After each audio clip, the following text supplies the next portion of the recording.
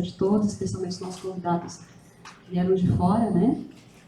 O tempo não está colaborando muito nessa quinta-feira, está meio cinza, despejou uma água agora, mas eu espero que vocês possam aproveitar aí mais alguns dias de sol, quem sabe, né, na nossa ilha, tá? Queria agradecer a organização, né, do evento pelo convite que me foi feito para mediar essa mesa que eu sou... eu estou dizendo desde o início que eu estou bem feliz, porque eu tenho um carinho muito especial pela professora Maria Tereza. A gente ultimamente tem construído uma história, né, professora? O Alquimar é amigo de longa data já, amigo da família, né? Então é um grande prazer. Lamentamos, né, obviamente, a ausência do Peninha. Com certeza nos brindaria com as suas palavras maravilhosas, que só ele cria, né? Mas também estimamos as melhoras, né, à sua saúde, né? Bom, gente, então, como a gente já está atrasado, eu vou passar então para uma breve apresentação da professora Maria Tereza, do professor Alquimar, agradecendo então a disponibilidade, né, dos dois palestrantes, e que realmente, como já foi falado hoje em algum momento de manhã, estar aqui hoje é um ato de resistência, né, gente? A gente estava comentando um pouco sobre isso. Ainda temos essa condição de, com algum recurso ainda existente, né, especialmente agradecendo também ao DBI, né, o Departamento de Biblioteconomia e Gestão da Documentação, aqui representada pela professora Daniela, né, que é a chefe do departamento, que também empenhou esforços no sentido de angariar algum recurso para o evento, cedendo ao PPG Info também. O PPG Info que foi na figura da professora Alane, né, especialmente dos monitores, vamos chamar assim, né, foram incansáveis, né, gente? Então, dentro desse contexto, né, vamos falar de bibliografia. Vamos continuar falando de bibliografia, porque vamos falar de arte, né? Bom, nós temos aqui então a professora Maria Tereza Santos Cunha, graduada em História pela UFSC, mestre em História do Brasil pela UFSC e doutora em Educação, História e Filosofia pela Universidade de São Paulo. É professora titular aqui do nosso Departamento de História e também docente do PPGE e do PPGH, né? História e Educação. Bolsista Produtividade, da pesquisa do CNPq, é associada a diversas associações, como a AMPED, AMPU, SBHE. Vamos ver aqui, tem muita coisa, né, gente? Eu estou pensando alguma coisa, né? Vamos lá, então. Ela tem experiência na área da história, com ênfase em história da cultura escrita, né, puxando mais aqui para o nosso contexto, história do tempo presente, e atuando em áreas como a história da leitura e da cultura escrita, história da educação, acervos pessoais, patrimônio cultural, e é também integrante do Conselho Interdisciplinar de Pesquisa e Editoração ainda a professora fez parte da BN, né? Ótimo. Essa é a professora Maria Tereza. Eu também já vou passar então para a apresentação do professor Alquimar, e eu vou sugerir depois que a gente, como existe material, né, para a gente acompanhar, que depois eu e o Alquimar a gente tome, né, os nossos assentos ali no sofá, a Maria Tereza faz a apresentação. Bom, o professor Alquimar Luiz dos Santos é natural de Silveiras, interior de São Paulo, possui graduação, é a informação mais importante do currículo dele. Possui graduação em Engenharia Eletrônica pela Universidade Estadual de Campinas, mestrado em Teoria e História Literária também pela Estadual de Campinas e doutorado em Estudos Literários pela Universidade de Paris 7. Desde 94 é professor de Literatura Brasileira na UFSC e a partir de 95 coordenador do Núcleo de Pesquisas em Informática, Literatura e Linguística, o NUPIL, né, que é um núcleo de pesquisa de excelência do CNPq financiado pelo edital Pronex entre os anos de 2008 e 2016. Em algum momento dessa história eu tive o prazer de fazer parte também do projeto, né? Vamos lá. Tem experiência então, na área de letras, com ênfase em literatura brasileira e teoria literária, atuando principalmente com teoria do texto, literatura e filosofia, hipertexto e texto digital, poesia. É também poeta, romancista e ensaísta. Foi homenageado como pesquisador destaque da UFSC em 2011 e atualmente é professor titular do Departamento de Línguas e Literaturas Vernáculas da UFSC. E eu acho que a segunda informação mais importante é que é palmeirense. Eu não podia esquecer disso, você ia brigar comigo. Mantemos então a fala da professora. Maria Tereza, podemos vir para o sofá, como diz o Rodrigo, o sofá da Hebe. Queres que eu fique aqui contigo? Tá certo.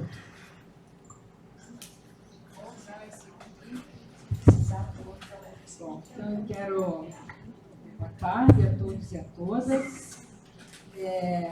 Primeiro, para além das questões de praxe, eu quero agradecer o convite do grupo da Biblioteconomia, arriscar trazer alguém da história aqui, né? Na verdade, é a primeira vez que eu venho aqui, acho que a história não se faz, apesar de tudo, a história não se faz tão presente aqui no curso de Biblioteconomia. Então, quero agradecer a Lani, a Fernanda, a Daniela, em especial as três, para as três, as demais colegas, né, o fato de ousarem me convidar para falar um pouco sobre o que eu faço. Tá? O título do meu trabalho é esse que está aqui no quadro, O Tempo das Linhas no Espaço das Páginas. Tempo e espaço são duas variáveis importantes para o historiador. E, como subtítulo, a arte das dedicatórias em bibliotecas pessoais de educadores catarinenses no século XX. Tá? Bom, para iniciar a reflexão, eu captei 3 pequenos excertos de autores com os quais eu trabalho também. Tá? O primeiro é o Michel Milot, bastante conhecido da biblioteconomia, mas também da história, né, vírgula do livro, tá? Em que ele diz que o livro foi salvo pela biblioteca. A biblioteca é o contrário do livro único, nem réplica calcada em uma ortodoxia ciumenta, nem acumulação doentia, mas coleção refletida. A biblioteca se apresenta a um só tempo como uma continuação do livro e sua metamorfose. O segundo autor é um professor da UF, Luiz Maffei, tá? Também conhecido, que diz que livros são patrimônios documentais, constroem mediações, sensibilidades e afetos, portanto, humanidade. E o terceiro excerto, para a gente refletir um pouco, é do professor Mário Chagas, da Regina Abreu, também da Unirio, com os quais eu trabalho bastante, porque eu trabalho aqui na UDESC, no Departamento de História, mas no Laboratório de Patrimônio Cultural. Tá? Daí essa minha inserção aqui. Então, eles dizem que patrimônio é uma categoria de pensamento extremamente importante para a vida social e mental de qualquer coletividade humana. Nessa tríade, não necessariamente falando tanto desses autores, porque eu tenho que fazer uma narrativa à la Riquet da minha experiência. Então, eles vão aparecer, mas eu não, a teoria será uma baliza apenas para a minha empiria. Bom, quais são os objetivos? Né? Quando as colegas me convidaram, eu tive que fazer um resumo, né, e traçar algumas metas para poder falar com uma certa propriedade para uma plateia tão selecionada. Então, um dos objetivos seria, pela narrativa, narrar, né, configurar uma experiência, narrar, apresentar patrimônios culturais, testemunhos documentários, como eu chamo, que são os livros, e analisar vestígios deixados pelas dedicatórias em livros do arquivo pessoal de um professor de história, considerando essas dedicatórias como bibliografias do ponto de vista histórico. E daí é que eu pretendo fazer essa inserção nesse congresso, né, a arte da bibliografia, considerar as dedicatórias como bibliografias do ponto de vista histórico. A palavra dedicatória, que é vou me mover um pouquinho melhor, eu espero, designa 2 práticas semelhantes. Ambas consistem em prestar uma homenagem, uma obra a uma pessoa, ou ao grupo ideal, real ou ideal, ou alguma entidade de outro tipo. Segundo o Geneal, que vocês conhecem também bastante sobre o pessoal das letras. Envolve, né, esse trabalho com as dedicatórias, envolve aproximações sensíveis ao passado. Aí tem o meu lado de história. Tá? Através de emoções e sensações dadas pelo contato do indivíduo com a realidade. Tem uma citação de uma historiadora muito importante, falecida há 2 anos, 3 anos, acho que mais de 3 anos, né, Gustavo? Acho que mais de 5 anos já, mas parece que estão, que é a professora Sandra Pesavento, né, que tem um livro chamado, que está na minha bibliografia, sobre história cultural, e trabalha um pouco com isso.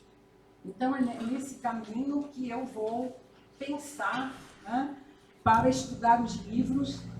E depois desse terceiro slide, eu vou dizer como é que eu cheguei a esse estudo. Né? Então, quais são os acessórios que eu usei como professora de História da Leitura, falando desse campo específico da história, principalmente História do Tempo Presente, que é a temática do nosso programa de pós-graduação aqui na UDESC. Né? Eu estudei já várias vezes, em outros trabalhos, capas, letras, imagens, marginálias, né, nas margens, objetos relíquias, sobre tudo isso já escrevi. Objetos relíquias, santinhos, flores secas e tal, que ficam dentro dos livros. E, por último, dedicatórias. Né? As dedicatórias encerram, então, de uma certa maneira, não encerram, né?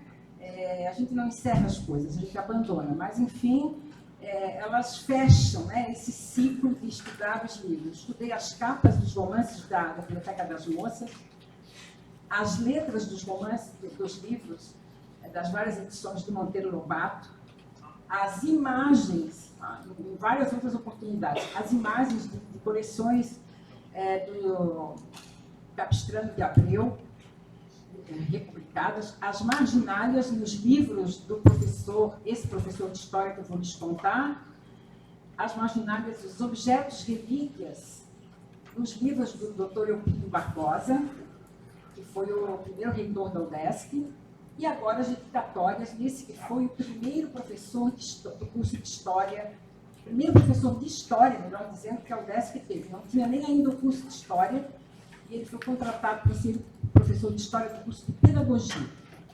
Bom, o que é que eu estou entendendo por dedicar? É um verbo, envolve ação e significa oferecer ou destinar algo com afeto e dedicação.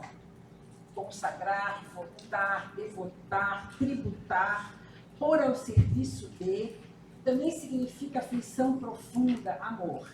Portanto, todas essas ações ligadas à dedicatória estão também transversalizadas pelo mundo do sensível.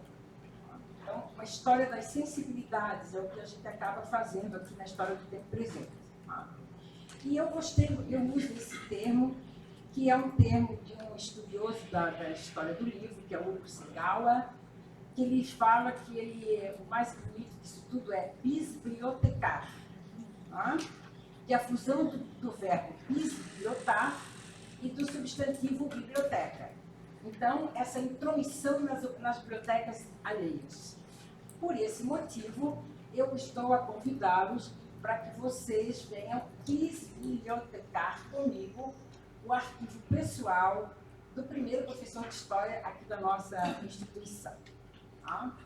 Bom, tem que situar, né? Aí vem a questão do espaço, depois o tempo como historiador. Né? Então, o local. O local é o DCH, coordenado agora pela querida Fernanda, que é o nosso Instituto de Documentação de Ciências Humanas, que é esse prédio lindo que está aqui. Por dentro ele não está assim tão lindo, né, Fê? Mas ele ficará, sem dúvida. Que abriga, que foi um instituto criado pela UDESC para abrigar arquivos pessoais de seus professores, de intelectuais catarinenses. Uma iniciativa muito bonita, inédita, para guardar aquilo que quase sempre é destinado ao fogo ou ao lixo, que são os nossos papéis. Do guardião. O guardião é o professor Vitor Márcio Conder, que é esse senhor que está abraçado aqui com sua esposa, dona Rosa Conder, professora de Linguística da Universidade Federal, né, que a gente conheceu, está viva ainda, e do que eu realizei lá. Esse é o site do DCH, que eu, assim, efusivamente recomendo que vocês entrem, porque esses documentos todos, inclusive todas as dedicatórias, todos os livros, está tudo digitalizado e disponível lá, tanto na minha gestão, que foi anterior, como agora da Fernanda, que está fazendo esse trabalho bonito lá. Sobre esse assunto, tá? Aqui em cima, essa parte branca, é o arquivo do professor Vitor Márcio Conder, todo o arquivo físico, tá? Já guardado, são os livros do professor. E aqui embaixo tem os 2 livros que eu escrevi já sobre esse arquivo. O primeiro é só sobre os cadernos do professor, 45 cadernos com todas as aulas de história que ele preparava. Tá? E o segundo é uma coisa maravilhosa, saiu ontem, tá? Que se chama Desarquivar. Tá? Arquivos pessoais e documentos no tempo presente. Tudo isso eu fiz dentro do DCH. Né? E aqui, claro, né? Então, a primeira parte metodológica, antes de falar sobre a parte das tabelas, eu quero dizer que o professor Vitor Márcio Conder nasceu no ano de 1920, morreu em 2005, foi professor aqui de História da Educação, Economia, Antropologia, na antiga FAED, prédio que hoje é ocupado pelo Museu da Escola Catarinense, no centro da cidade. E depois faz parte de uma família bem tradicional, o nome aqui certamente evoca.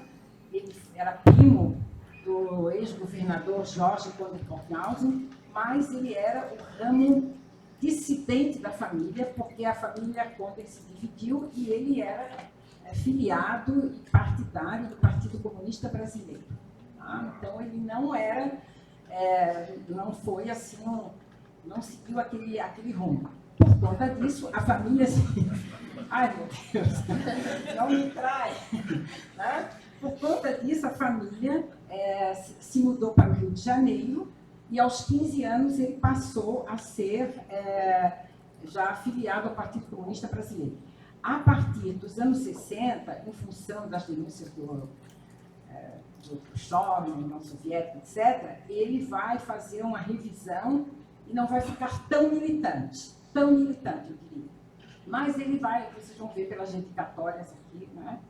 Bom, então, a coleção de livros, ela foi doada aqui para nós. Essa doação, ela foi polêmica, porque a dona Rosa fez um ofício, mandou à reitoria. Isso foi em 2005, assim que ele faleceu. E esse ofício rodou 3 anos pela UDESC, tá? Porque a gente tem que contar como é difícil, né? Essa questão do guardar e do preservar. Ela, inclusive, Daniela, Fernanda e Daniela, foi ao Departamento de Biblioteconomia, mas ninguém se interessou, tá? Pela doação. Até que na gestão do professor Emerson, eu sou obrigada a fazer esse registro, por fidelidade também acadêmica, chegou este ofício à mesa do diretor, e quando o diretor tinha sido meu aluno, quando eu era professora da Federal ainda. E aí o Emerson disse, vou chamar a Tereza, porque a Tereza gosta dessas coisas de papel. Tá? E aí me chamou, eu fiquei alucinada e fui com a Iraci, tá? Que é uma bibliotecária também, à casa do professor Conder, e trouxemos 1.600 livros para a UDESC. Vou fazer uma queixa aqui, muito educada, espero elegante, aos meus colegas bibliotecários, porque eu viajei, em seguida fui a um congresso, fiquei uma semana fora. Quando eu voltei, os bibliotecários tinham desmanchado a coleção e colocado em prateleiras os livros que a biblioteca não tinha. Por exemplo, a coleção de Marx inteira, em espanhol, das Passacalpe, enfim, né? Desmancharam a coleção. Foi uma coisa assim, muito choro, porque o Departamento de História fez uma moção, não podia desmanchar a coleção. Então, conseguimos uma coisa intermediária, que era titular a coleção com uma tarja amarela nas prateleiras, mas não podia mais tirar daquelas prateleiras. Então, ela está nas prateleiras de sociologia, de história, sei lá, de administração, com a tarja amarela, mas não está reunida a coleção. Mas, de toda forma, eu consegui salvar, 524 livros considerados raros, que são os que estão no IBCH. Tá? Essa confusão, então, são essas coisas normais, não é? Que acontecem. Então, esse é o material empírico que eu trabalhei. Tá? E nós fizemos algumas tabelas. Eu já orientei também, devo dizer que eu já orientei em TCC, mestrado e doutorado, 14 trabalhos nessa temática, esses acervos pessoais, não só do professor Conderman, do professor Eupídio, do professor Piazza, que agora está lá, etc. Tá? Então, só para vocês terem uma ideia, uma bolsista, Carolina Felipe, organizou o acervo esse acervo que estava lá, né? Aqueles que eu achava, que nós achávamos que eram mais significativos com essas qualificações assim, meio arbitrárias. Tá? Depois a gente separou os livros, a segunda orientanda separou os livros com exemplos de livros com dedicatórias. Tá? E ainda, além das dedicatórias, fez os dados relacionados à dedicatória. Quem era o local, o emissor e o receptor. Tá? Nós conseguimos captar 54 livros com dedicatórias e aí começamos a trabalhar a partir da seguinte problemática historiográfica. Tá? Quais redes de sociabilidade foram efetivadas por esse professor, visíveis através das dedicatórias consideradas como uma bibliografia de cunho histórico. Tá? Então, essa foi a problemática e tal. Isso foi muito interessante e foi muito bonito para mim, para eu fazer isso. Eu fiquei muito feliz de fazer isso. Primeiro, porque gosto de mexer em coisa velha. E segundo, porque com esse projeto eu recebi a Bolsa de Produtividade. A Bolsa de Produtividade veio com esse projeto, né? E agora já está tendo um outro nível, porque já tem mais acervos lá. Tá? Bom, aqui eu trago um exemplo das dedicatórias, tá? Dos autores, das pessoas, inclusive o Salim Miguel era amigo dele também. O Salim Miguel é outro que está lá, né, no nosso acervo, era amigo. Não foi possível, evidentemente, trazer as 54 dedicatórias, não é? Mas eu selecionei as mais importantes. O que a gente fez com essas dedicatórias? Nós fizemos uma prosopografia, tá? Ou seja, pequenas biografias de cada uma dessas pessoas para mostrar as redes de sociabilidade que o professor Conde estabeleceu ao longo da vida, o que vai nos permitir concluir, que eu já vou dizer. Tá? Então, além das dedicatórias, né? Então, como que nós fizemos isso? Né? O levantamento das dedicatórias, a gente viu a obra, o autor, o ano, o local, o dedicatário, né? Quem escreveu, e o receptor. Vimos que era datado na maioria das décadas de 40 a 80, portanto, ele tem uma vida longa de 40 anos com livros, e ajudam a confirmar o espaço em que o Vítor Márcio Conde vivia, assim como a sua atuação nesse período. Nós vimos as redes de sociabilidade que afirmavam suas escolhas pessoais e políticas.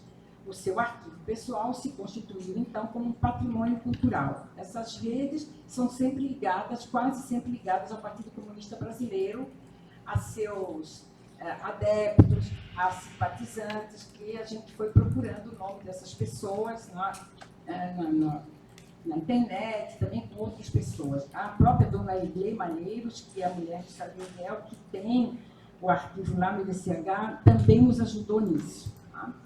Bom, nesse período, então, é reconhecido seu vínculo com o Partido Comunista Brasileiro. Os dedicatórios, muitos deles são autores das obras ofertadas, e assumem também esse vínculo com o partido, uns de maneira mais superficial, como Sigismundo, outros mais atuantes, como Inácio Rangel e Costa Pinto. Todos esses autores já foram biografados por nós e estão publicados na revista da Fundação Carlos Chagas, um artigo na revista da Fundação Carlos Chagas com essa prosopografia. No que tange aos assuntos de cunho comunista, as dedicatórias foram boas fornecedoras de informações para nós. Por exemplo, ao analisar os autores que dedicavam suas obras a Conde, evidenciou-se quase uma totalidade de uma ligação sempre presente no Partido Comunista Brasileiro ou com as ideias ligadas a essa proposta. Ainda que ele tenha sido dissidente nos anos 60, ele continuou ainda vinculado a esse partido, e nós verificamos isso não através da biografia dele ou de história oral, através mesmo das dedicatórias e dos livros. Talvez por isso eu esteja aqui. Bom, Já encerrando, né, porque tinha 22 minutos para falar e eu sou germânica, quase doida, né? Marquei ali. Para além de nutrir aspirações, satisfazer gestos, suscitar prazer, inaugurar emoções, as dedicatórias exibem exercícios de amizade e ostentam uma relação de sociabilidade intelectual ou privada, real ou simbólica. E essa exibição da dedicatória está sempre a serviço da obra como tanto um argumento de valorização como um tema de comentário. A dedicatória também valoriza a obra. A gente que frequenta sebo, mais ou menos sabe que um livro do fulano de tal, mas uma dedicatória do fulano para outra pessoa e tal, a obra acaba tendo um valor maior. Finalmente, o trabalho pretendeu realizar um movimento em que se confere vida às dedicatórias que se escondem em bibliotecas pessoais e que levam a percepção do livro como objeto de investigação transdisciplinar, em que se cruzam história, arquivos, educação, bibliotecas e sensibilidades. Não é possível, claro que o meu trabalho é incompleto, porque eu não domino essas áreas, mas eu tive um live de sabedoria, eu diria, de me cercar de pessoas que conhecem um pouco mais de arquivos, que conhecem também mais de antropologia, conhecem de museologia, para poder fazer isso. Inclusive, a gente já fez até exposições sobre isso. Elas caracterizam patrimônios documentais que se mostram e se articulam em função da posse dos livros, sempre como bibliografias do ponto de vista histórico. Então, para fazer um time aqui com o evento, é sempre considerar essas dedicatórias, aparentemente tão banais, aparentemente ordinárias, como possibilidades de você entender um pouco mais a história, a vida, o lazer daquela pessoa, o que lia, as marginárias nos mostram o que lia, por exemplo. E, para encerrar, eu quero dizer para vocês a minha própria experiência como alguém que recebeu uma dedicatória, essa situação um pouco inusitada que eu vivi, que eu morei em São Paulo em função do meu doutorado, e a partir das minhas relações com o Kleber Teixeira, que foi um editor muito importante aqui, da Noa Noa, e que era meu amigo pessoal, eu cheguei à biblioteca do Dr. Mindlin, e pesquisei na biblioteca do Dr. Mindlin. E me tornei conhecida e tal dele, da Raquel, que era uma bibliotecária, as pessoas conhecem, né? Enfim, ia lá com todas, né? Era um sacrário, né? E depois, em 97, o Dr. Mindlin lançou esse livro, né? Uma Vida Entre Livros, que é um livro maravilhoso, é um livro símbolo, e tem páginas interiores que abrem e tal. Eu, louca, em São Paulo, comprei o livro e botei lá o meu nome, como vocês estão vendo, Maria Tereza Santos Cunha, março 98. E ainda, como eu estava fazendo um curso de francês, muito ignorantemente, escrevi lá, c'est un cadeau pour moi, né? J'aime les livres aussi. Botei lá, porque é para treinar o meu francês, tá? E aí, fui para a casa do Dr. Mindlin, depois, um ano depois, para que ele, numa visita, junto com o Kleber, para que ele autografasse o meu livro. E aí ele escreve o seguinte: para a professora, para a pecadora que escreve seu nome no livro, mas é uma leitora simpática, abraços do José Mindlin. Tá? Quer dizer, ele refutou, né? Ele me chamou a atenção por isso, e aí, por conta disso, né, eu agora estou fazendo o trabalho daqueles que não dedicam. Tá? Daqueles que não dedicam. Mas eu, colegas, me dedico à tarefa de encontrar outras evidências em livros, driblando dilemas socioculturais que envolvem, para fazer jus aqui ao nosso evento, né, que envolvam a sua guarda e conservação. Muito obrigada, e esse aqui é a bibliografia.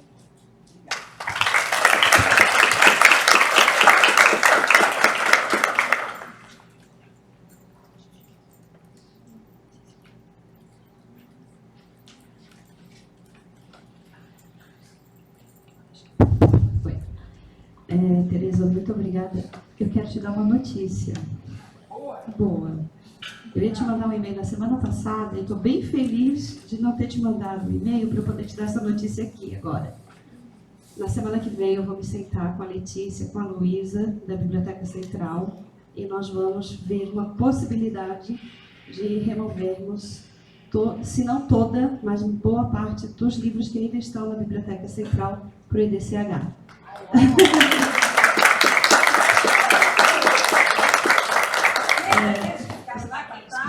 Aqueles que ficaram, tá? A biblioteca está passando agora por um processo, acho que de desbastamento e tal, e aí então é o momento da gente sentar para conversar, tá?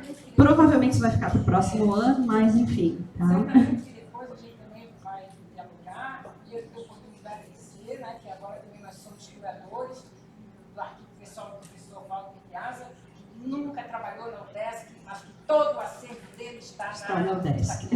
Né? Então, agora é nossa, né? É isso mesmo. Para perguntas, eu vou abrir no final da mesa, tá, gente? Só queria mesmo dar essa notícia para a Tereza. Agradeço e convido agora então o professor Alquimar para fazer a fala dele. Tereza, vem aqui sentar comigo, ficar me fazer companhia.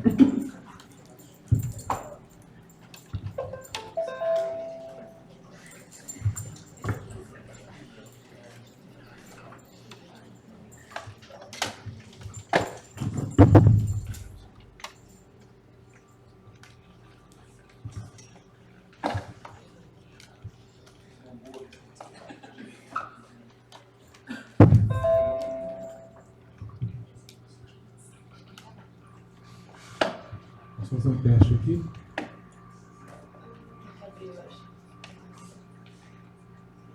Já está? Até para canhoto o mouse. Acho que é lá no estender, não é?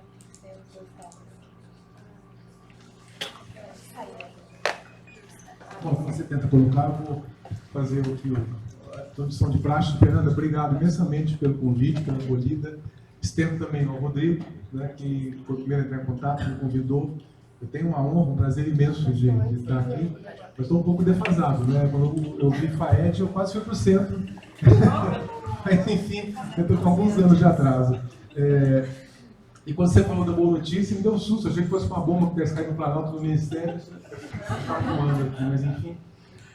E esses encontros são muito bons, né? Eu acho que acho não, com certeza são atos de resistência a essa barbárie que está tomando conta desse país. Cada instante de fala inteligente que a gente pode ter é uma maneira de lutar contra essa barbárie horrorosa que tomou conta desse país. Né? A gente não pode desistir, não. Bom, minha ideia foi trazer para vocês aqui uma conversa, né? Eu não sou muito fã de palestras, conferências, né? Na verdade, eu quero apresentar esse trabalho que a gente tem feito desde 95, né, no nosso grupo de pesquisas em informática, literatura e linguística, no PIL, e que fundamentalmente, né, disponibiliza uma biblioteca digital, um banco de dados, história literária, e que ao longo do tempo foi desenvolvendo estratégias e, sobretudo, ferramentas para aproveitar esse banco de dados. Né? Eu tenho aqui um monte de slide, eu vou evidentemente passar depressa por todos eles. Eu tenho só 2 horas, então não quero perder muito tempo de vocês. Tá? Enfim, dessa história, como já disse a Fernanda, ela já participou dos editais do Pronex, que é o edital do CNPq e da FAPESC para financiar núcleos de pesquisa de excelência. O grupo aqui da Fernanda, aqui da UDESC, participou conosco. Foi o segundo edital. Né, o segundo edital. Bom, vamos lá. Eu vou, na verdade, não tenho que olhar por ali, porque eu não captou esse código para trás aqui. Bom, em 95, quando a gente começou, nós tínhamos alguns exemplos. Né? Vou ter que olhar assim, celular não consigo ver. A fonte de inspiração foi um projeto na Paris 3, Universidade de Paris 3, que era um banco de dados de história literária, que começou a ser feito em 92. Né? Em 96, a gente tem um arquivo do William Blake, né? E em 95 o nosso começou a ser construído inicialmente como uma biblioteca digital. Né? Fundamentalmente, né, a gente foi desenvolvendo esse projeto ao longo do tempo. A gente já chegou à 7ª versão, né, da nossa biblioteca digital e banco de dados, que foi sendo mudado de acordo com a ampliação do projeto e com as ferramentas e estratégias que foram sendo desenvolvidas. Tá? O ponto de partida, de fato, foi a ambição de digitalizar a obra completa do Machado de Assis. Foi esse projeto que eu apresentei no meu departamento da UFSC em 95. Né?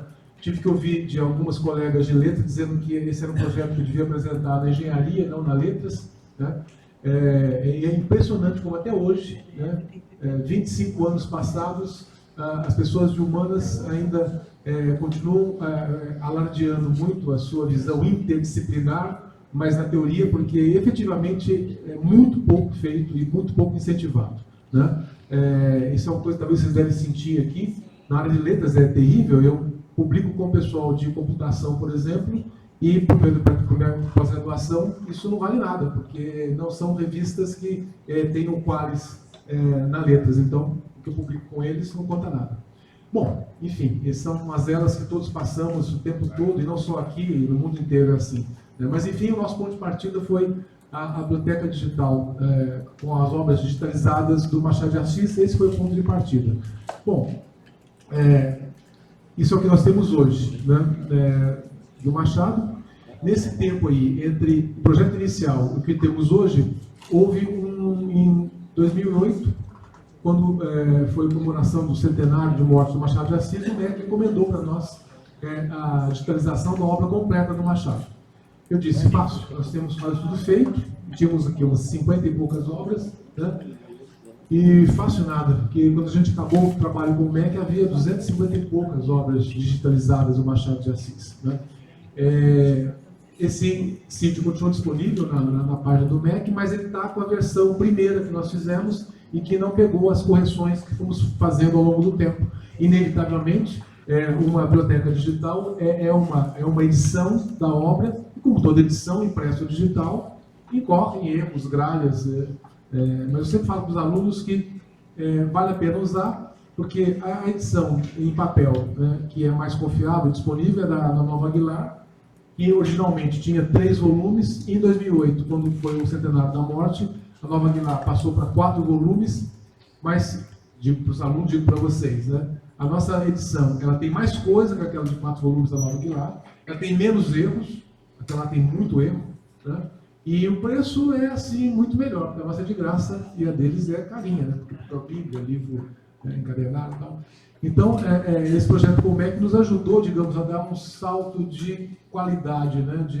de profissionalismo, até eu diria, na edição eletrônica, porque nós tivemos que fazer, nós fizemos 3 revisões por 3 pessoas diferentes para tirar o máximo possível de erros. Alguns ficaram, evidentemente, quando eu dou aula com essas obras, algum problema eu já pego, já levo, chego em casa já corrijo, né?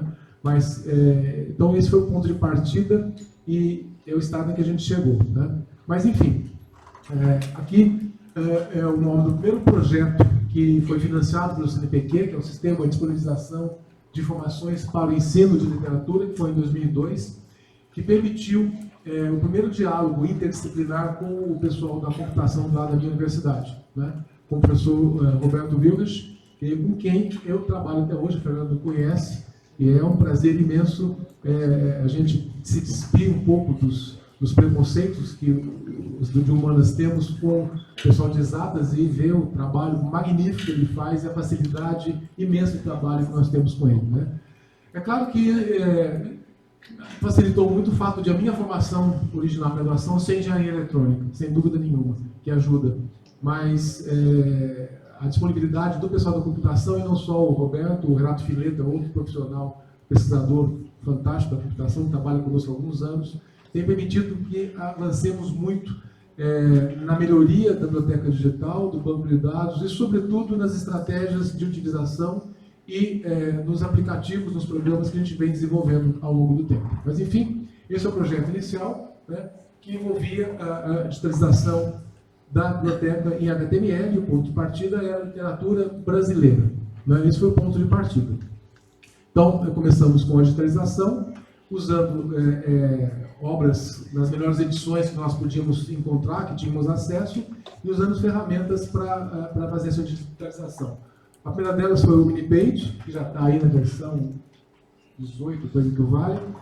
Ultimamente, estamos usando o AbiReader, né, que dá uma confiabilidade maior na digitalização das obras, né? Enfim, e enquanto a biblioteca digital era enriquecida e era melhorada com essas ferramentas todas, o banco de dados de história literária começou a ser desenvolvido também numa utilização conjunta. E uma das pesquisas primeiras que nós fizemos com a computação foi desenvolver mecanismos de adaptabilidade. Ou seja, que qualquer leitor, qualquer usuário do mundo inteiro pode entrar na nossa biblioteca, no nosso banco de dados, vai usá-lo sem problema, vai usar a biblioteca, o banco de dados, mas se ele se registra como usuário, nome e senha, quando ele entra, ele vai ter algumas mudanças, algumas facilidades. Uma dessas é a adaptabilidade, ou seja, as páginas de respostas, as pesquisas feitas no banco de dados e na biblioteca são adaptadas ao perfil de usuário. Esse perfil, evidentemente, pode ser editado, a pessoa pode entrar lá e zerar tudo, começar do nada, né? Ou ele pode deixar que isso vá se acumulando e, eventualmente, se ele é alguém que procura muita obra de poesia, quando ele faz uma pesquisa por autor, as primeiras obras que aparecem são de poesia, por exemplo, entre outras coisas, né? Então, aqui está a nossa página atual, sem adaptabilidade, você entra e usa, e as respostas vêm em ordem alfabética ou em ordem cronológica, como você escolher, né? Agora, quando você entra com o nome, ali no caso está o meu nome, há algumas diferenças, né? Eu vou ter as obras mais lidas e as obras que estão próximas do meu perfil de interesse, né? Atualmente, bom, isso aqui já é de um mês atrás, essa imagem, eu não atualizei, mas enfim, hoje nós já temos cadastradas 75.800 e poucas obras, quer dizer, temos informações no banco de dados, né? Infelizmente, nem tudo isso está digitalizado. E ao longo desses 25 anos, é impressionante a quantidade de e-mails que eu recebo com pessoas dizendo: encontrei essa obra na sua biblioteca, não consigo baixar o arquivo, por favor, me ajude. Eu tenho que explicar pela enésima vez que, infelizmente, das 75.800 obras, uma pequena porção só que está digitalizada, né? Nesse momento aí, daqui, um pouco mais para frente, nós tínhamos, sim, 1.536 obras digitalizadas. Sim, desculpa, essa aí é com adaptabilidade. Eu estou tentando virar aqui para não ter torcicolo, mas enfim, hoje a gente já chegou a 5.300 obras digitalizadas, né? Boa parte delas em formato PDF, ao contrário da situação inicial, em que o nosso investimento era em HTML. Tá? Bom, tá aí, então, desde a sexta versão da página do nosso projeto, que o banco de dados e a biblioteca digital estão integrados, né? Então, nesse endereço, como a gente não tem muito tempo, eu ia entrar, mostrar, mas isso pode ficar para depois. Tá? Com o banco de dados, né, a gente realizou um esforço paralelo àquele de digitalização das obras, que é o esforço de coletar informações em bibliotecas e enciclopédias de literatura brasileira, catarinense e assim por diante, e alimentar o nosso banco de dados, né? O primeiro material que nós usamos foi a Enciclopédia de Literatura Brasileira do Afrânio Coutinho e do Adenaldo Castelo, né? São 2 volumes que nós começamos, foi o primeiro que nós completamos, né? Mas a nossa ideia, evidentemente, era ir além disso e, sobretudo, escapar também de um problema dessa enciclopédia Afrânio Coutinho, que é a quantidade de erros e lacunas que ela tem, né? De fato, eu diria que a única fonte mais confiável de informação de dados históricos literários é a bibliografia brasiliana do Boba de Moraes. Os outros todos têm vários problemas que têm que ser, evidentemente, corrigidos, né, quando possível. Bom, primeiro foi Afrânio Coutinho, depois nós colocamos todo o Sacramento Blake, que é o primeiro dicionário de literatura brasileira, feito a imagem e semelhança do dicionário do Inocêncio, que é o português, né, o Inocêncio de 1856, por aí. lançou o Dicionário Bibliográfico Português, e em 1895, por aí, o Blake lançou o Dicionário Bibliográfico Brasileiro. Né? Depois pusemos o Palma de Moraes, inteirinho, né? O Inocêncio está sendo colocado, né? E muitos outros foram colocados também. A gente colocou da Zaide, o dicionário de escritoras brasileiras. Agora, o problema é que de 2014 para cá houve uma progressiva desaceleração desses trabalhos em função de cortes em investimento em pesquisa nas universidades federais. Né? 2014, né? Agora, então, a situação é calamitosa, realmente é uma situação muito complicada, em que eu e o Roberto, por exemplo, a gente tem feito trabalho que deveria ser idealmente feito por bolsista para que a gente pudesse coordenar melhor as nossas pesquisas. A gente está, literalmente, metendo a mão na massa em função de que ou fazemos isso ou os projetos param. Né? Então, o acréscimo de novas pesquisas, de novas funcionalidades, tem sofrido bastante com essa penúria de recursos. Né?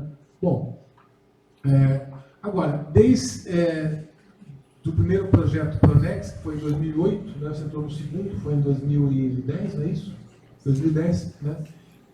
Graças ao incentivo, ao entusiasmo, à participação do meu colega Lauro Junques, nós tivemos a ideia de montar o portal Catarina. O que é o portal Catarina? É uma busca específica dentro de todos os dados da biblioteca e do banco de dados, né, que diz respeito a literaturas de língua portuguesa, pegando, portanto, Portugal, África e Brasil, evidentemente. A imensa maioria é de literatura brasileira, mas a nossa ideia era fazer um portal que pegasse obras de autores catarinenses. E o próprio Lauro que deu o nome de Portal Catarina. Né? Eu lembro de um aluno que implicou com esse nome, dizendo, isso aí, Catarina é depreciativo e tal. Eu falei, você não toca nesse nome. O Lauro, infelizmente, já falecido, um colega magnífico, que faz uma falta terrível, né? Dizia, o Lauro deu esse nome, cara, vai ter que passar por cima do meu cadáver para mudar esse nome. Está até hoje também na situação de projeto um pouco parado em função da falta de recursos. Né? Mas em cima do Portal Catarina, outros portais estaduais se animaram a aparecer. Né? Outros, dois. Né? De fato, um que já está sendo construído, que é o Portal Maranhense, já está sendo alimentado e já pode ser consultado. E o Portal do Piauí, que começou a ser feito antes do Maranhão, em função da aposentadoria do colega com quem eu trabalhava lá, parou, agora vai ser retomado. Então, a gente vai ter, no mínimo, 3 portais de literaturas estaduais que saem, digamos, desse grande portal de literatura brasileira. Né? Agora, em função desse preenchimento de dados, né? Nós contamos esse tempo todo com bem mais de uma centena de bolsistas, né, desde 95. Né? E evidente que essas gerações de alunos que passam por lá, há vários problemas, né, de cadastramento de dados, de obras, de autores. Né? O próprio banco de dados muda. Né? Eu acho que a gente já alterou umas 4, 5 vezes, pelo menos, os gêneros literários, né, os campos com as informações. Né? Então, é necessário, evidentemente, que haja uma centralização, uma organização desses trabalhos. Para isso, a gente fez um tutorial e o aluno, o bolsista, que vai cadastrar dados ou que vai digitalizar obras e colocar na biblioteca digital, ele tem lá informações sobre como digitalizar, como cadastrar, gênero, local de publicação, quando não tem, o que faz, para que o trabalho fique o mais uniforme, mais homogêneo possível. Né? Aqui a gente tem alguns exemplos. Bom, aqui está mais atual, 75.724 resultados e 5.096 obras digitalizadas. Né? Eu já falei que hoje eu tinha visto, hoje estava 5.300 obras. Tá? Porque eu uso também minhas disciplinas de graduação e pós-graduação para digitalizar obras ou publicações de jornais antigos e colocar isso na biblioteca digital. Né? Agora, deixa eu voltar um pouco, peraí. Ter um banco de dados e ter uma biblioteca digital, claro que é muito importante, né? A gente tem uma quantidade com 5.300 obras digitalizadas de literatura de língua portuguesa, é uma biblioteca digital razoávelzinha, né?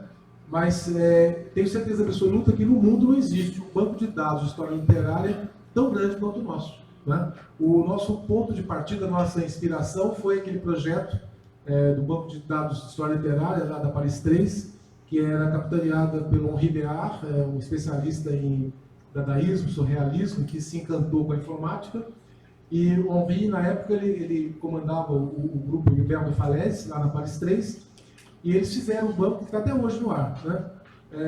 Eles deviam ter o quê? Umas 2.000 obras e uns 300 autores, né? Então, rapidamente, quer dizer, eu estive lá em 2001, fazendo pós-doutorado com eles. Na volta, a gente implantou o banco de dados e eu acho que em 2 anos nós já tínhamos duplicado o projeto deles em termos de quantidade, né? Mas, evidentemente, que apenas o acesso aos dados e às obras, claro que é importante, mas é muito pouco diante das possibilidades que nós temos, né? Eu não sei quanto tempo que está, eu estou meio... 11 minutos? Tá bom.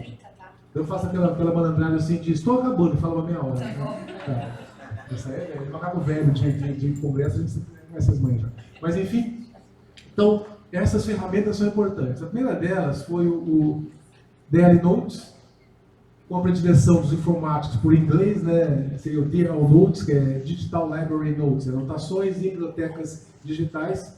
O DL Notes é associado à biblioteca digital e permite que se façam anotações livres e semânticas, né? A anotação livre é aquela marginal que vocês viram há pouco. Com a grande vantagem que é quem lê livro em papel e tenta escrever, eu já desisti de ler as minhas anotações, que eu escrevo, depois não entendo o que eu escrevi. E também o espaço é muito curto, né? A vantagem aqui, sempre que eu anoto no DL Notes, eu entendo o que eu escrevi, né? A letra é ótima, e eu posso escrever quanto eu quiser, né?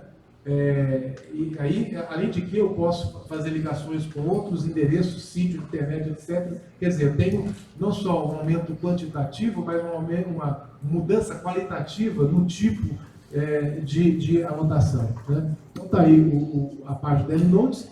E quando um usuário cadastrado entra na biblioteca digital com nome e senha, quando ele abre uma obra para ler, se for em HTML, automaticamente já abre nesse aplicativo, quer dizer, ele já pode ler e anotar em qualquer lugar do mundo em que ele abra aquele arquivo, com o nome e senha dele, na nossa biblioteca digital, vão estar lá as anotações dele feitas e pode levar isso para onde quiser, né?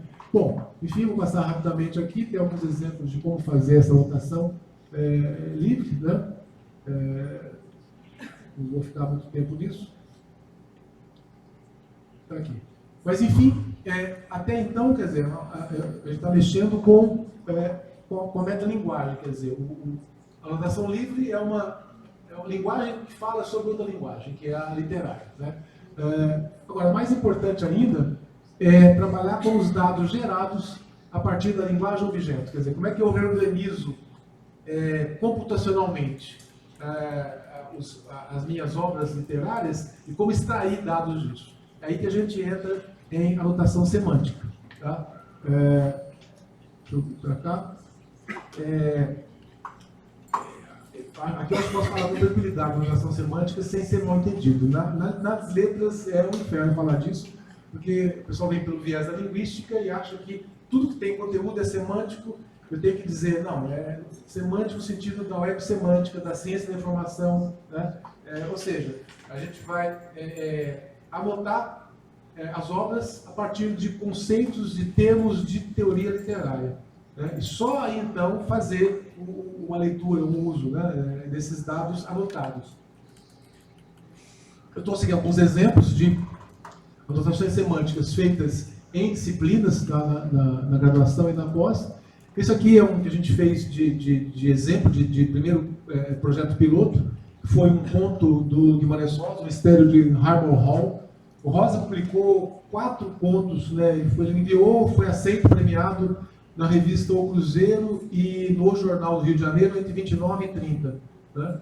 E são contos assim que, se vocês lerem assim, sem saber de quem que era, vocês dizem assim, esse cara não tem futuro não, vai ser médico, porque como escritor você não é para você esse negócio, não. Os contos eram muito ruinzinhos, mesmo, com esses 4 pontos. Mas, bom, o que ele fez depois é uma obra de gênio, né?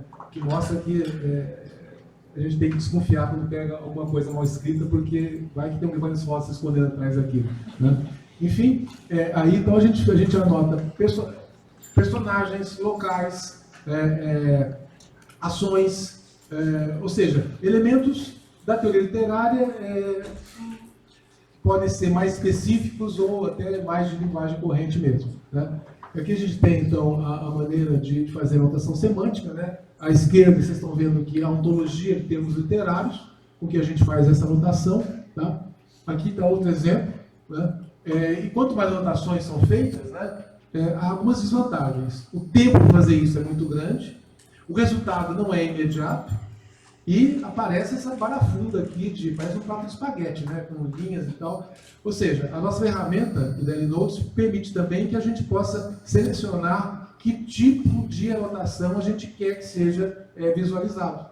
Quando você vê tudo, fica uma saroca, é impossível a gente saber o que está acontecendo. Mas daí eu posso escolher que mostre só personagens com as relações entre eles. Ou posso só os fatos com a sequência cronológica ou narrativa.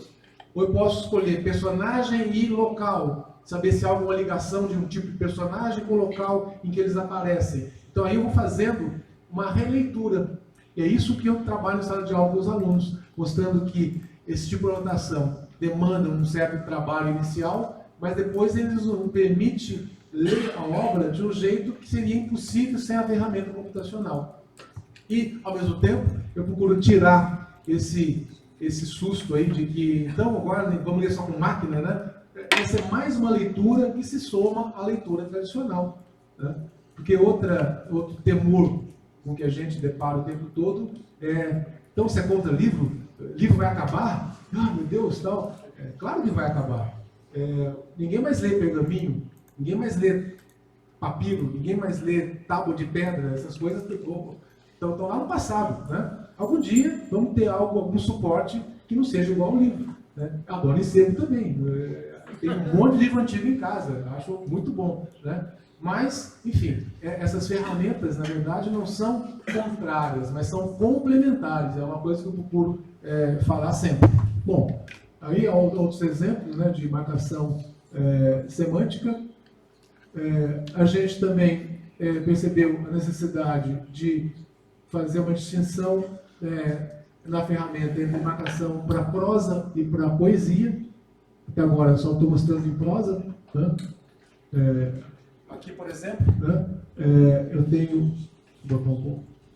Aqui, quando eu ponho o cursor em cima do personagem Ezequiel, vai aparecer só ele com os outros personagens que têm relações com ele. Se eu tiro o cursor, aí aparece todo o resto, né?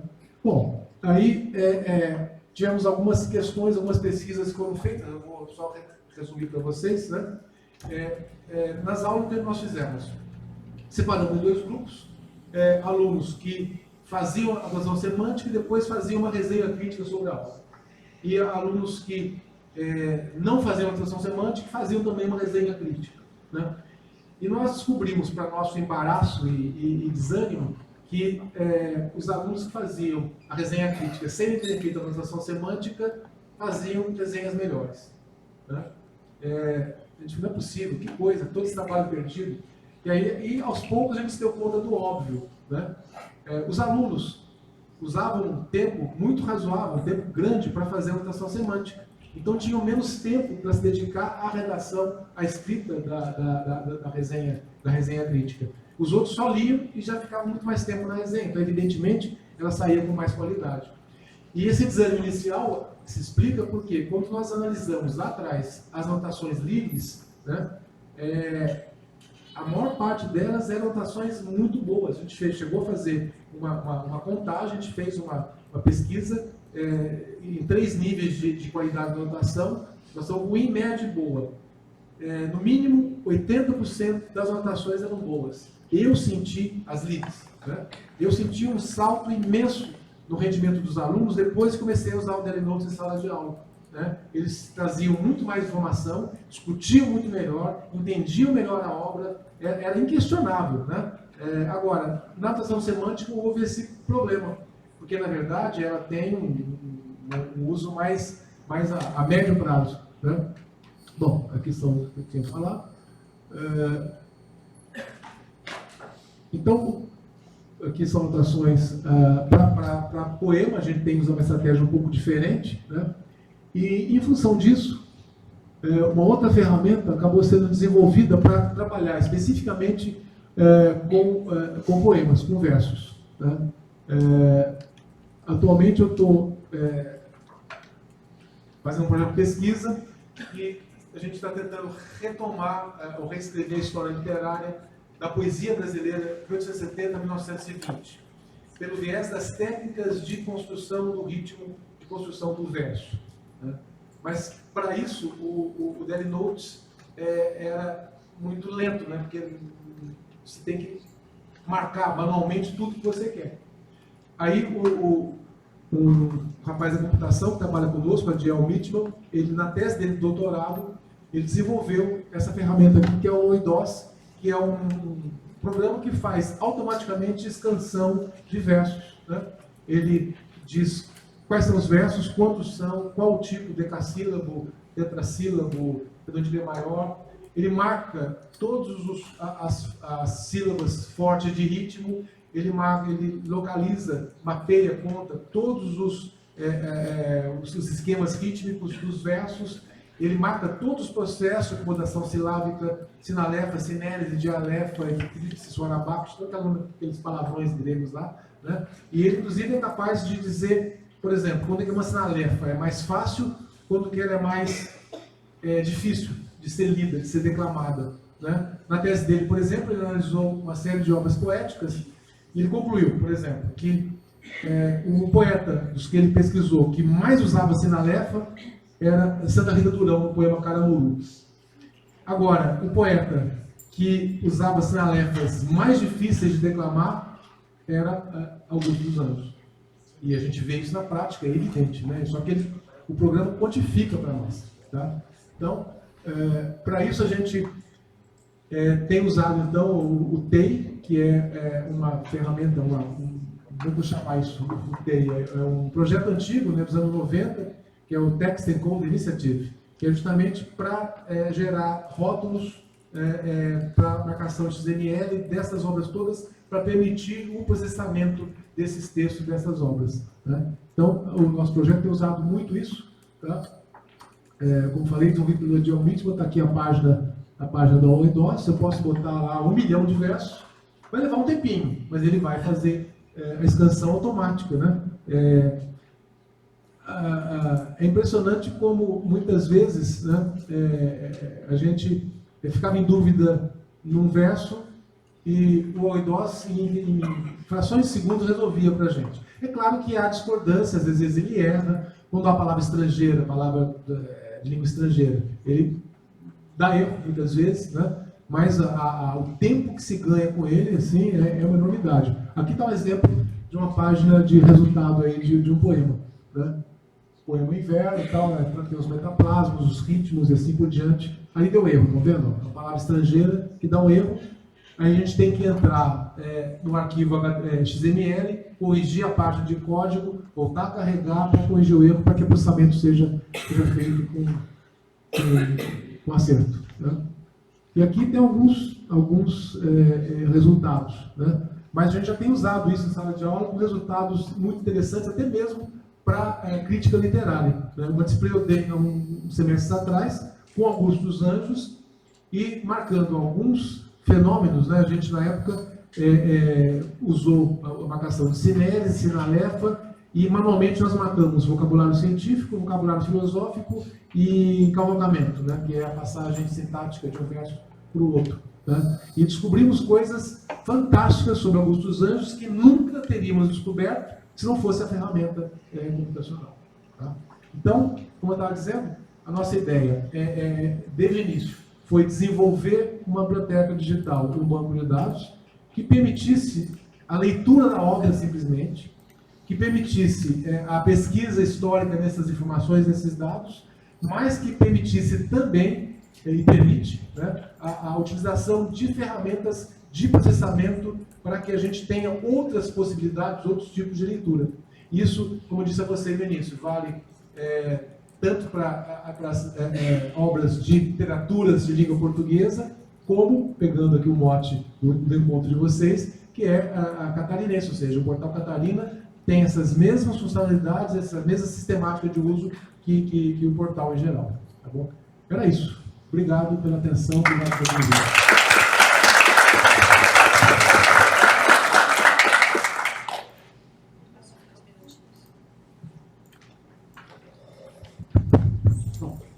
Obrigada, professora Alquimar. Na manhã nós tivemos algumas discussões um pouco mais epistemológicas, né, mais conceituais, mais do ponto de vista histórico.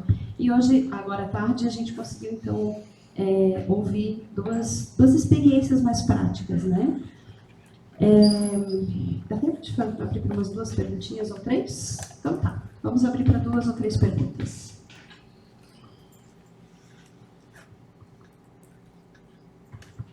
Sim? Não? Gustavo, por favor. Agradecer muito ao Alquimar e a Tereza pela aprendizagem aqui nossa nas falas. Alquimar, uma pergunta rápida. Eu estava esperando você chegar no Augusto dos Anjos, porque viram um manancial para esse tipo de aplicação da base teórica com a qual você trabalha.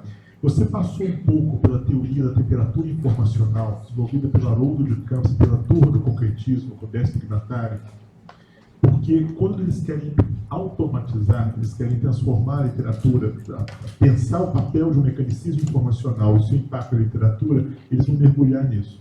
Só que eles vão mergulhar nas teorias bibliométricas, diretamente na literatura de ciência, de construção, do que a gente poderia chamar de ciência da informação, e a teoria clássica que eles usam para pensar a poesia concreta é a teoria de Zipf, que nada mais é que uma teoria de bibliografia estatística. Então, eles pegam, por exemplo, a obra do Drummond e vão pegar o poema No Meio do Caminho tinha uma pedra, para dizer que ali tem temperatura informacional. Essa é uma teoria bibliométrica. E a noção de temperatura informacional é que dá exatamente o corte da relação direta entre automação e literatura, para a gente chegar num nível de semiótica tal que não temos mais verbo, e só imagem da poesia concreta. É um debate extremamente interessante para pensar a relação entre tecnologia e literatura. Essa parte mais que pega a cibernética, mais anos 50 e 60, né, que vai chegar nos bons campos aí, realmente a gente não chegou porque temos trabalhado com Franco Moretti e com quem tem dialogado com ele. Franco Moretti, eu acho que pouca gente deve conhecer, talvez, é um italiano que ensina nos Estados Unidos já há bastante tempo, e ele está propondo o que ele chama de distant reading, para se opor ao close reading, do New Marxismo americano. Né?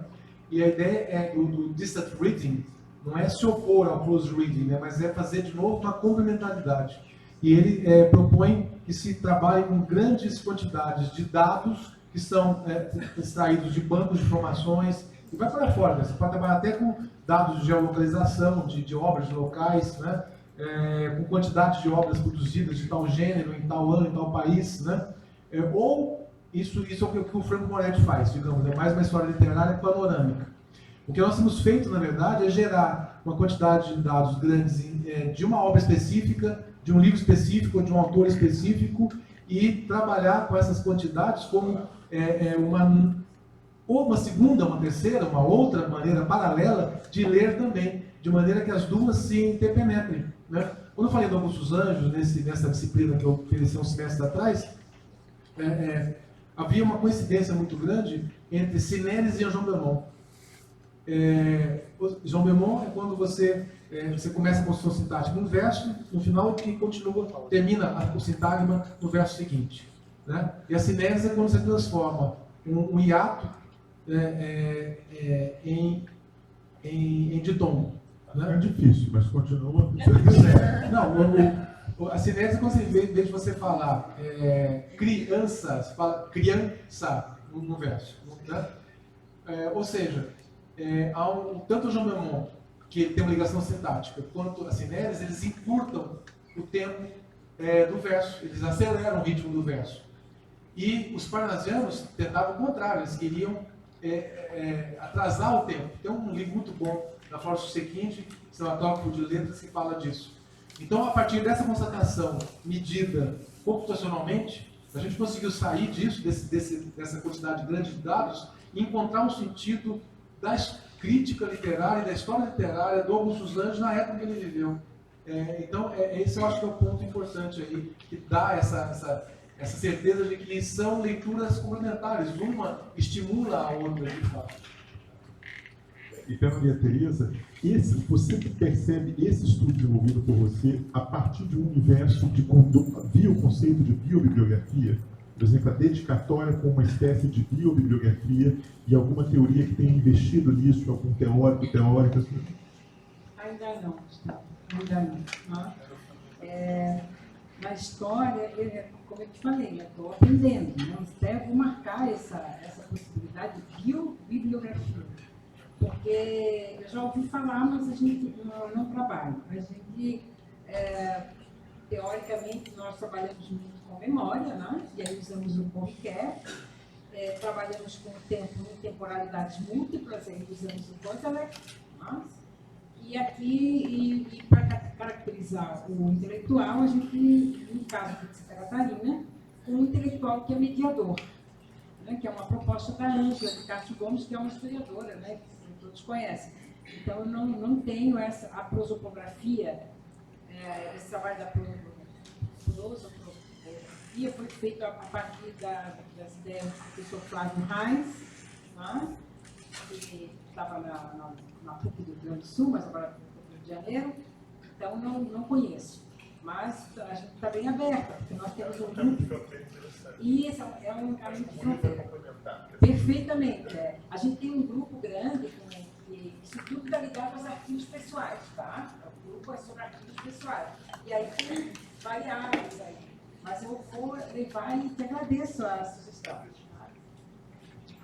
Murilo. Boa tarde, professora. Professor, foram ótimas as colocações. Eu sou Murilo, da UFPE, e sobre esse trabalho me interessa, eu ia até fazer essa provocação aí que o Gustavo tem feito, sobretudo para os estudos de memória, que aí foi quando você coloca que tem relação com os arquivos pessoais.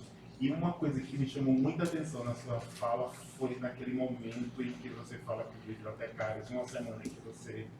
E aquilo, eu fico assim, meu Deus, isso sempre depondo contra a gente. Que às vezes tem uns profissionais que, pela seja sensibilidade, assim, é zero, né?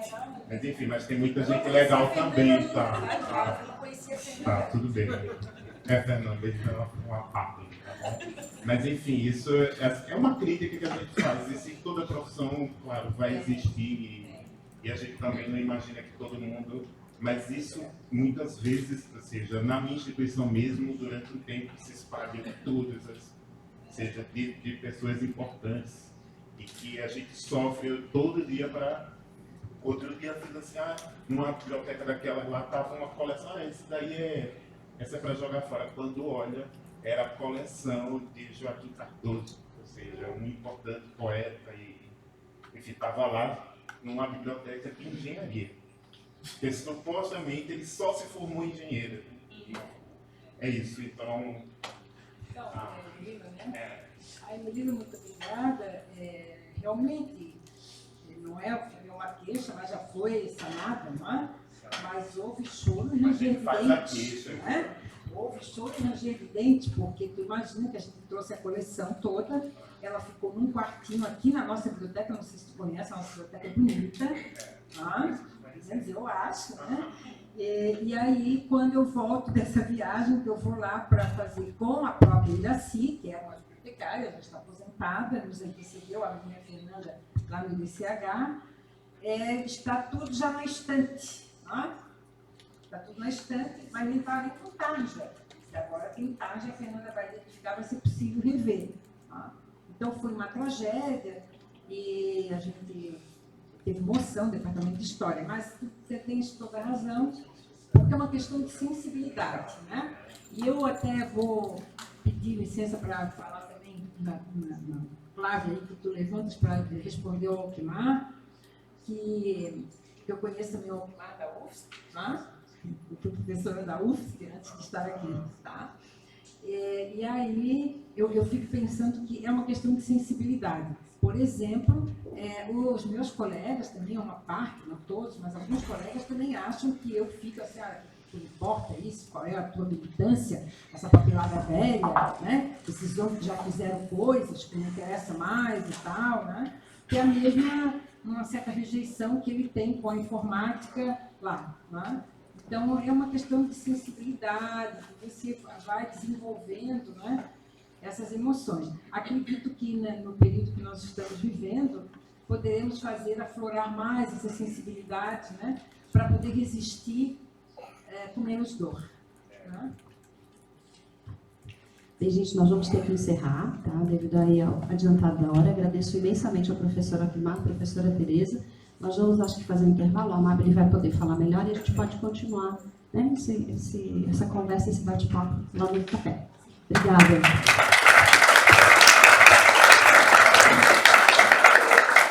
Convidamos a graduanda Vitória para entregar uma lembrança ao professor Akimar e à professora Marlene em sinal de agradecimento de sua presença no 6º Seminário Internacional na Arte da Bibliografia.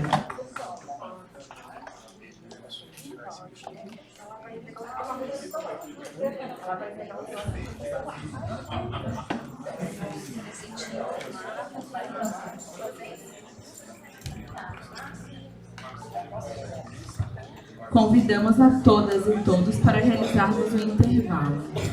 Gente, um intervalo de 15 minutinhos, tá? Coffee break. A professora Alane está lá atrás. Coffee break. Deu, professora.